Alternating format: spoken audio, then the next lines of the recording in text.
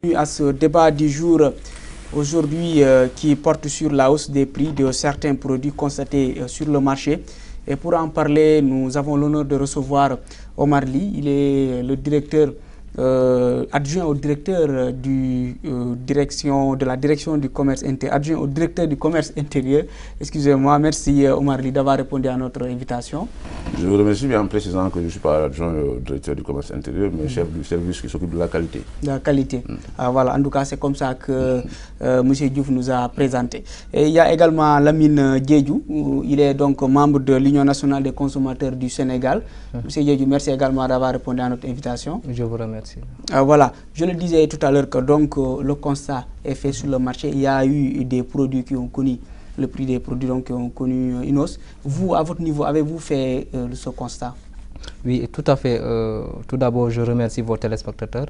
Mais je vous dis que le constat d'une éventuelle hausse des prix de denrées de première nécessité et même du transport est avéré parce que nous, au niveau de l'Union nationale des consommateurs du Sénégal, on a eu des échos et même des membres de l'Union nationale des consommateurs du Sénégal nous rapportent tous les jours comme quoi il y a des prix de denrées de première nécessité qui ont augmenté, tel que le riz parfumé qui a connu une hausse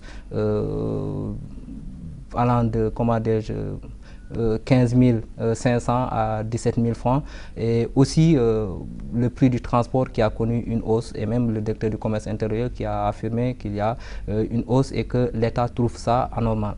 Donc aujourd'hui, dire qu'il y a une hausse des denrées de première nécessité, c'est tout à fait légitime parce que ça s'est constaté sur le terrain. Est-ce que c'est seulement le prix du riz que vous avez fait le constat? Non, ce n'est pas tout à fait le prix du riz parce que de toute façon, il y a des prix qui varient entre différents quartiers de Dakar. Vous allez à la SICAP Liberté, le prix du riz, comment on le vend, ce n'est pas la même chose au niveau de Sacré-Cœur, au niveau de Niaktali ou de Grand Dakar. Et au niveau même de certains denrées, vous voyez des boutiquiers qui vendent des prix à leur guise. Et chaque fois qu'on leur pose la question, ils nous parlent de libéralisation des prix. Donc aujourd'hui, je dis que même le consommateur est impuissant par rapport à ces commerçants qui vendent des prix selon leur convenance. Parce que nous sommes dans un système libéral qui fait que certains produits sont vendus à des prix excessifs et selon aussi le quartier où se trouve peut-être le boutiquier.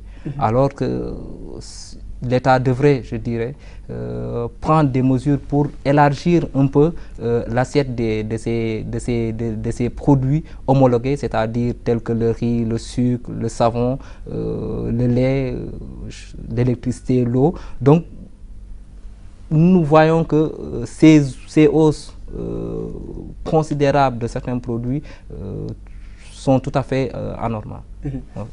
Omar Ly, à votre niveau, on avait entendu le directeur du commerce intérieur qui disait qu'il n'y a pas hausse. Et comment expliquez-vous ces informations? Selon vous, donc, qui explique que certains constatent qu'il y a hausse, vous, à votre niveau, vous dites qu'il n'y a pas hausse? Je vous remercie, mais je précise simplement que l'objet de la réunion du lundi du Conseil national de la consommation, c'était pour apporter des précisions sur des bases très techniques et claires qu'il n'y a pas eu hausse. En tout cas, par rapport aux produits dont la presse avait fait écho en disant que ces produits-là avaient pris l'ascenseur. Qui dit ascenseur, c'est comme si ces produits-là avaient connu une hausse fulgurante d'un niveau inacceptable, ce qui n'est pas le cas. Je donne l'exemple, par exemple. Malgré le constat fait sur le terrain. Je donne l'exemple de l'huile. La plus grande société de la place qui produit la plus grande quantité d'huile consommée au Sénégal a eu même à réagir par rapport à cela en disant, en envoyant une lettre de protestation et même de précision pour dire que l'huile n'a pas bougé. À leur niveau, ils n'ont pas fait bouger le prix. Cela veut dire simplement qu'il y a une spéculation au bout de la chaîne. Okay. Et s'il y a une spéculation au bout de la chaîne, si le produit est concerné par la fixation autoritaire ou par l'homologation, l'auteur de cette spéculation fait l'objet de sanctions très sévères. Et ça, c'est notre travail, nous le faisons tous les jours. Est-ce que vous avez donc, dans ce cas, constaté qu'il y a une spéculation réellement? Je vous dis que tous les jours que Dieu fait, il y a, je ne dis pas que c'est tout